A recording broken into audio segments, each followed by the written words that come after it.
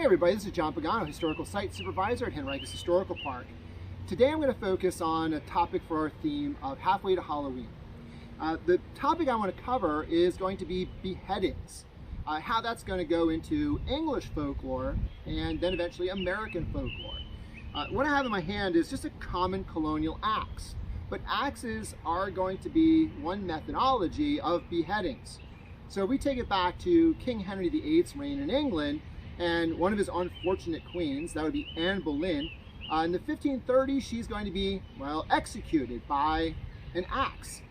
And through the centuries, various guards and soldiers, the Tower of London, and other people through today will see Anne Boleyn's ghost wandering the Tower of London.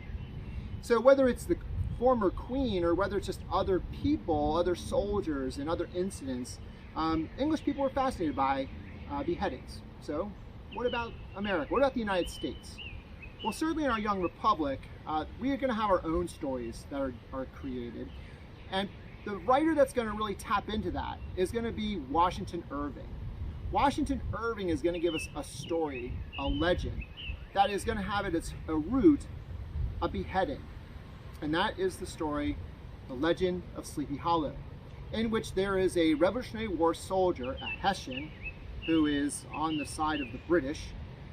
He is going to be decapitated by a cannonball.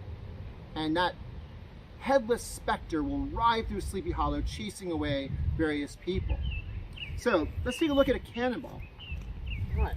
So this is a cannonball, an artifact of our site. This was fired in around 1864, but it's fairly similar to ones fired in the Revolution. And the story, the legend of Sleepy Hollow, that Hessian is going to have his head taken off by a cannonball. Now, I'm going to let you know that you can have your head taken off by swords, you can have your head taken off by axes, you can have all these things happen to you. But if you are struck by a cannonball traveling at 900 to 1,000 feet per second, it's not going to leave a lot of your head left, but it's going to be very messy and the gore will be huge. So when you think about that story, the legend of Sleepy Hollow, and you think about Washington Irving and how he wrote it, he really puts the headless horseman in the center of a love triangle of Brom Bones, Ichabod Crane, and Katrina Van Tassel.